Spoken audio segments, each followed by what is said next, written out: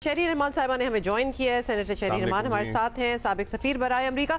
शहरी साहिबा, इनवेरिएबली मतलब इस किस्म की स्वीट डील शायद yes we are not negating कि ईरान में बड़ी तबाही हुई ये 100 दिन पहले जब ये at the height of the war और बहुत लोगों की हलाकतें शहीद हुए, वो मिनाब में जो बच्चों का स्कूल जिस पे बमबारी हुई वो भी हम भूल नहीं सकते। हाउएवर इस वक्त ये डील जिसमें ये लोग जा रहे हैं, दस्तखत हो गए, this is the sweetest deal for Iran. मतलब इनवेरिएबली अमेरिका ने एक प्लेटफॉर्म दे दिया है ईरान को for reintegration into the regional and into the global system.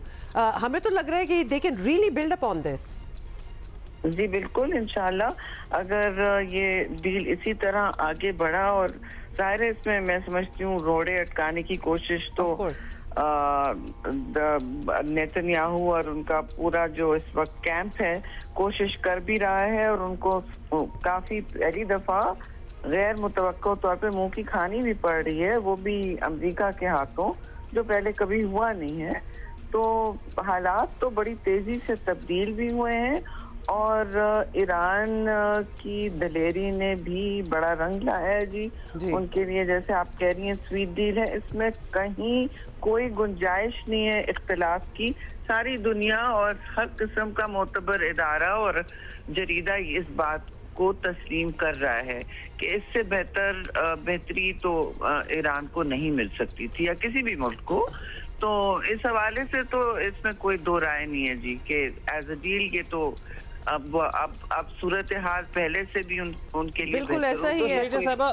America के लिए क्या था, वो क्यों इस डील तक पहुंचा, ये जरूर हम आपसे जानना चाहेंगे, क्योंकि वो तो सिवाय स्टेटस को के कुछ अचीव नहीं कर पाए। स्ट्रेट ऑफ हॉर्मुज़ खुल गई, जाहिर है वो इस डील का हिस्सा है जो इससे पहले खुली हुई थी। ईरान इससे पहले आपको बताया उनके सुप्रीम लीडर फतवे के जरिए कह चुके थे कि हम न्यूक्लियर बॉम्ब नहीं बनाएंगे, न्यूक्लियर हथियार नहीं बनाएंगे, वो रिएटरेट कर दिया उन्होंने। मतलब वॉर से पहले America was perhaps in a stronger and much better position. What is in it for the US? कोई शक नहीं है। नहीं, इसमें बिल्कुल ये भी सवाल उठ रहा है, और वहाँ अमेरिका में भी बहुत शदुमत से ये बात पूछी जा रही है कि हमने क्या पाया, खोया तो वो नजर आ रहा है। जो असेसमेंट होता है ना, क्या खोया क्या पाया, व्हाट डिड वी गेन, तो गेन तो किसी को नजर नहीं आ रहा है सिवाय इसके कि उनका बहुत लंबा खरबों डॉलर का खर्चा हुआ है, उनकी आदमी साख को बड़ा धचका पड़ा है। धचका तो पड़ा है जी 40 दिन की जंग के बाद। वो अब इसका कोई और तरीका कहने का नहीं है कि स्ट्रेटेजिक रिट्रीट तो है ये।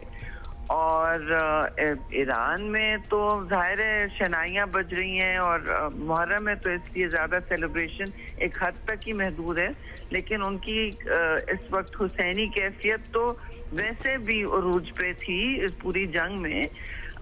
तो अब जाहिर अमेरिका में सवाल तो होगा, और उनके बारे में सवाल होगा कि ये किस तरह की इनकी स्ट्रेटजी थी, क्या सोच के। और सबने शुरू में भी पूछा था क्या एंड गेम है, कोई एंड गेम भी नहीं सोचा था ना। और एंड गेम क्या है देख लें आप सामने कि JCPO से भी शायद वही डील होगा अगर होगा, और उसके हवाले से दूसरा ये स्ट्रेट ऑफ हॉर्मुज़ के काबू में है। If we may add, endgame तो खैर किसी को क्या पता थी, ये तो बिगिनिंग की गेम क्या थी। मतलब पहले भी जो ये what did they set out to do in the first place, उस पे भी आप क्वेश्चन मार्क्स हैं।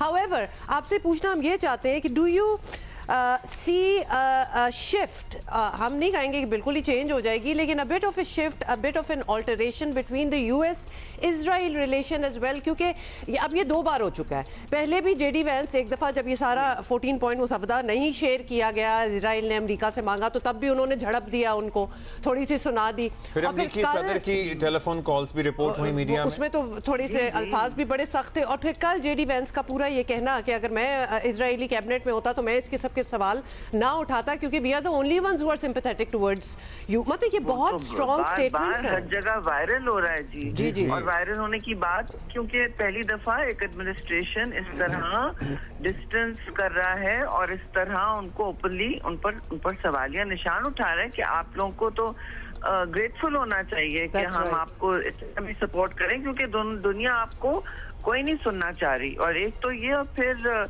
आपने सुना कि जब प्रेसिडेंट ट्रंप से भी 1-2 दफा G7 में जब गए हुए थे, सवाल हुए, تو انہوں نے ایران کے بیلسٹک میسائل سسٹم کا تو دفاع کیا ہے جی. بالکل, that was تو- surprising.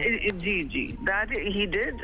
تو اب وہ بات تو کافی آگے بڑھ گئی ہے جی. اس طرح کسی امریکن ایڈمنسٹریشن نے جیتی دنیا میں اسرائیل کو کبھی سامنے ساری پبلک میں تنبیہ نہیں کی ہے جی, اور اس وقت کیا ہے انہوں نے. جے ڈی وینس نے ظاہر ہے ہی ریفلیکٹنگ ڈونلڈ ٹرمپس پالیسیز, اور وہ اپنی ایڈمنسٹریشن کی پالیسی کو بالکل کی عکاسی کر رہے ہیں. تو یہ ایک بہت سیریس شفٹ آیا ہے جی, اور یہ جنگ کی وجہ سے شفٹ آیا ہے اسرائیل میں, کہ اس کی جو غزہ میں اور لبنان میں اس وقت ابھی بھی وہ کر رہے ہیں, آپ دیکھ رہے ہیں خلاف ورزیاں ہر چیز کی کر رہے ہیں. جی جی, تو ان کے رویوں, ان کی پالیسیز, ان کی بربریت پر ویسے ہی لوگ نالا ہیں. تو ان کا دفاع کرنا, اب دیکھیے ریپبلکن رائٹ ونگ جب نہیں کر پا رہا, پریزیڈنٹ نہیں کر پا رہا, تو اس کے آگے کون سی لائن ہے اب, اور جو